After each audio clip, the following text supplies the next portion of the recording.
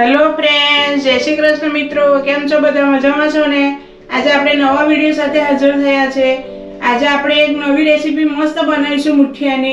આમે આપણે ભાજીના મુઠિયા પણ બનાવ્યા છે, પાલકના મુઠિયા પણ બનાવ્યા છે। આજે આપણે મકાઈ અને પાલકના મુઠિયા બનાવીશું। ખૂબ સરસ લાગે છે, આખો સ્વાદ જ એનો અલગ હોય છે અને મજા પડી જાય એવા મુઠિયા છે। ગરમ ગરમ ઠંડીમાં ગરમ ગરમ મુઠિયા ખાવાની મજા પડી જાય। तो हूँ पहला तमने एने इंग्रेडिएंट्स बताई दूँ। जो आमा मैं एक नंग अमेरिकन मकाईना दाणा काढी लीधा छे अने एने एक सीटी वगाड़ी लीधी छे अने बाफी लीधा छे अर्धी चमची मीठुं नाखीने। पछी आ 400 ग्राम पालक छे एने मैं 2-3 पाणीए धोईने पछी एने समारी लीधी छे। पछी आ बेसन छे लगभग 200 ग्राम जेटलुं, 100-150 ग्राम जेटलो रवो छे, मीठुं छे, आदू मरचानी पेस्ट छे, दळेली खांड छे, લીંબુનો રસ છે, મીઠો સોડા છે, તલ છે, દહીં આપણે જરૂર પડે તો જ લેવાનું છે, લીલા ધાણા છે અને રૂટિંગ મસાલા છે અને તેલ છે। હવે આપણે બનાવવાની શરૂઆત કરીએ। જો હવે આપણે બાઉલમાં રવો ઉમેરી દઈશું। ત્યાર પછી એમાં આપણે આ બેસન લેવાનું છે। જેટલો રવો હોય ને એનાથી ડબલ બેસન લેવાનું છે। जो 100 ग्राम रवो होय तो आपणे 200 ग्राम बेसन लेवानुं छे। आ रीते एनुं माप राखशो तो खूब सरस बनशे। हवे एमां आपणे मसाला करी लईए। जो आ बधुं मिक्स करी देवानुं छे अने त्यार पछी हवे आपणे एमां मसाला करी लईए। जो स्वाद प्रमाणे मीठुं उमेरी दईए छे। 1 चमची उमेर्युं छे अने उपर चपटी लईए छे।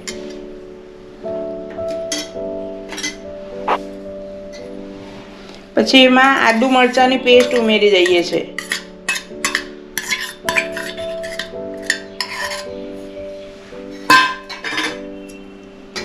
પછી એમાં તલ ઉમેરી દઈએ છે, લીંબુનો રસ ઉમેરી દઈએ,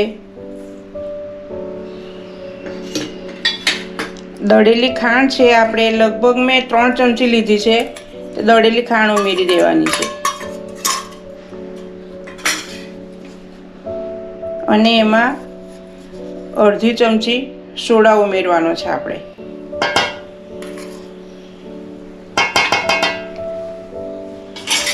પછી એમાં હળદર ઉમેરી દઈએ। જો અડધી ચમચી આપણે હળદર ઉમેરીએ છીએ। આપણે 1.5 ચમચી જેટલું લાલ મરચું ઉમેરીએ છીએ।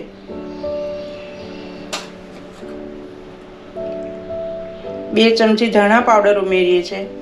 खूब इजी है बनावाना अने एकदम घर में मळी रहे ए प्रमाणे रूटिंग मसाला है।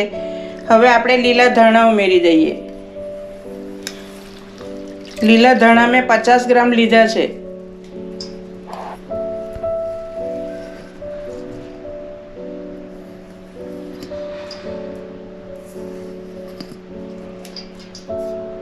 हवे आपणे आ बॉइल करेली मकाई उमेरी दईए।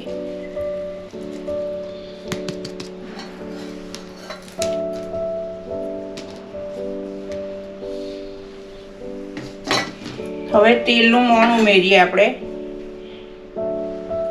તેલ આપણે 3 મોટી ચમચી તેલ લેવાનું છે।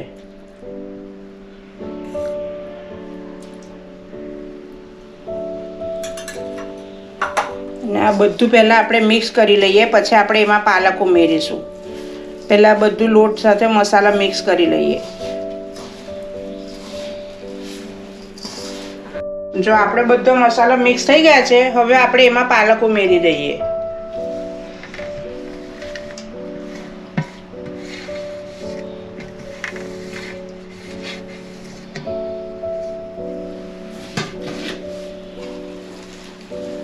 आ बधुं हवे मिक्स करी लईए, पालक पण आपणे साथे।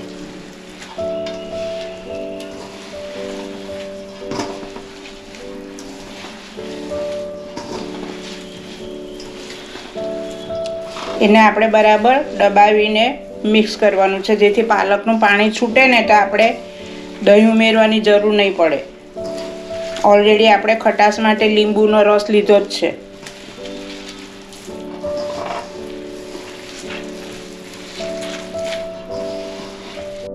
જો આપણું સરસ મિક્સ થઈ ગયું છે અને ગોળા વડે એવી રીતે સરસ થઈ ગયું છે.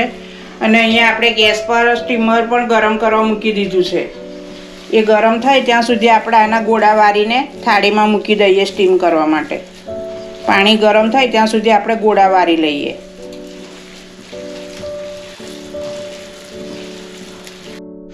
જો હવે આપણે ગોળા વારી લઈએ. ગોળા વારીને તમે આ મુઠિયાની જેમ લાંબા પણ કરી શકો અને આ રીતે ગોળ પણ વારી શકો. આ ગોળ વારવાનો મતલબ એટલો જ છે કે આ જલ્દી બફાઈ જશે અને તમે આને તૈયાર જ ઠંડા પડે એટલે એને વઘારી શકો. જ્યારે આપણે પેલા ઊંધિયા બનાવીને મૂકીએ મુઠિયાના તો એમાં તમારે ઠંડા પડે પછી એને કટ કરવાના અને ત્યાર પછી આપણે એને વઘાર કરવાનો. જ્યારે એને આપણે ડાયરેક્ટ જ વઘારી કાઢવાના ઠંડા પડે એટલે. અને લાગે છે પણ ખૂબ સરસ. આ રીતે આપણે બધા ગોળા વારી લેવાના છે. જો આપણે થાળીમાં આ રીતે ગોળા વારીને મૂકી દીધા છે અને હવે બીજી થાળીમાં પણ મૂકીએ છીએ આપણે. અને હવે પાણી ગરમ થાય આપણું એટલે આપણે એને સ્ટીમ કરવા મૂકવાના છે. જો આપણું પાણી ઉકળી ગયું છે હવે આપણે એને સ્ટીમ કરવા મૂકી દઈએ અને લગભગ 10 મિનિટ સુધી એને સ્ટીમ થવા દેવાના છે.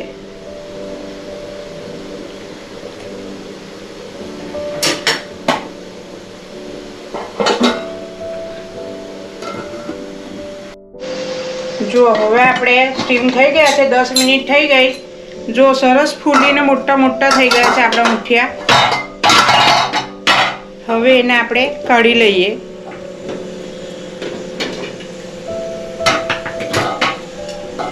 અને આ બીજું ઢાંકણ પણ એ રીતે સ્ટીમ કરવા મૂકી દઈએ.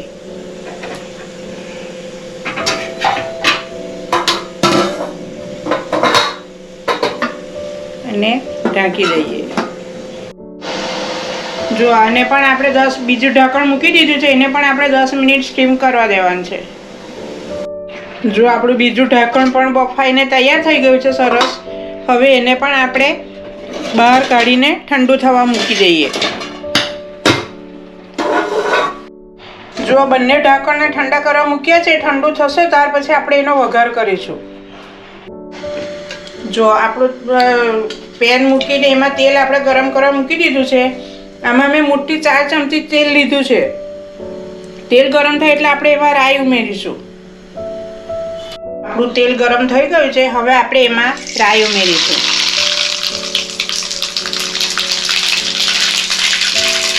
રાઈ તતડી જાય એટલે આપણે એમાં હિંગ ઉમેરીશું અને પછી આ આપણે મુઠિયા ઉમેરી દઈએ.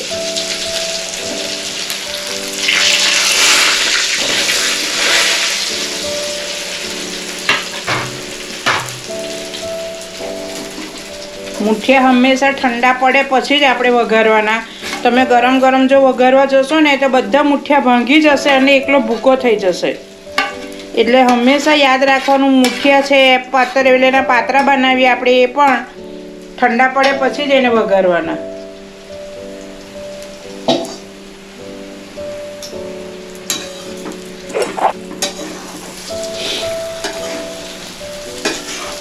જો હવે આપણે એને મિક્સ કરી લઈએ. જો એમાં આપણે થોડા તલ ભભરાવી દઈએ. તમે વઘારમાં નાખો તો પણ ચાલે અને ઉપરથી ભભરાવો તો પણ ચાલે.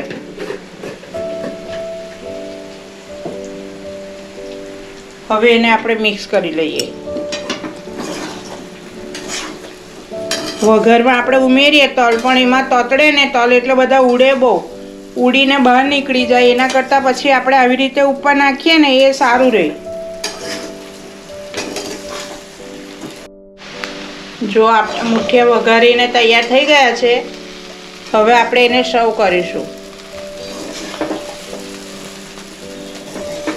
ખૂબ સરસ બન્યા છે, એટલા ટેસ્ટી પણ છે. આપણે એક વાત હું તમને એ કહેવા માગું છું કે આપણે જે મેં અત્યારે આ મુઠિયામાં જે રવો અને બેસન લીધું છે ને એની જગ્યાએ તમે ઘઉંનો 1 કપ ઘઉંનો ઝીણો લોટ, અડધો કપ ઘઉંનો કરકરો લોટ, 2 ચમચી જુવારનો લોટ અને 2 ચમચી ચણાનો લોટ પણ લઈ શકો છો. અને તમારે જો ઘઉંના લોટના ખાવા હોય તો એનું માપ આ રીતે રાખવાનું. 1 કપ ઝીણો લોટ લેવાનો, જે આપણે ભાખરી રોટલી બનાવતા હોય તે. અડધો કપ એનો કરકરો લોટ લેવાનો, 2 ચમચી જુવારનો લોટ લેવાનો અને 2 ચમચી બેસન લેવાનું. એવી રીતે પણ તમે મુઠિયા બનાવી શકો. અને આમાં આપણે 1 કપ રવો લીધો છે અને 2 કપ એમાં બેસન ઉમેર્યું છે. એ પણ માપ તમારે આ રીતે યાદ રાખવાનું. તો ખૂબ સરસ પોચા અને ફાઇન થશે તમારું મુઠિયા. એટલે આ હંમેશા યાદ રાખજો. જો આપણા મુઠિયા વઘારીને તૈયાર થઈ ગયા છે. હવે આપણે એને સર્વ કરી લઈએ. ગેસ બંધ કરી દઈએ.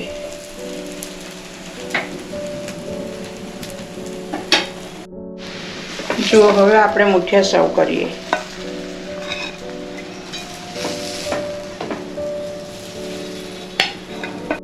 જો આપણા મુઠિયા સર્વ કરી દીધા છે. હવે આપણે એને લીલા મરચાં સાથે ગાર્નિશ કરીશું. એકદમ મોડા મરચાં છે. તમે આની સાથે ચા, કોફી, દૂધ પણ લઈ શકો. એકલા પણ એમ જ સરસ ખાઈ શકો. સોસ સાથે પણ તમે સરસ ખાઈ શકો. આ રીતે તમે પણ ઘરે જરૂરથી બનાવજો. ખૂબ મસ્ત મુઠિયા બન્યા છે. સુગંધ પણ એટલી સરસ આવે છે ને એકદમ પોચા રૂ જેવા બન્યા છે. સરસ. તો તમે એકવાર ઘરે જરૂરથી ટ્રાય કરજો મિત્રો. અને લાઈક પણ કરજો. કમેન્ટ બોક્સમાં મને લખી જણાવજો કે તમને ગમ્યા કે નહીં, બનાવ્યા કે નહીં, તમે એ પણ મને લખી જણાવજો.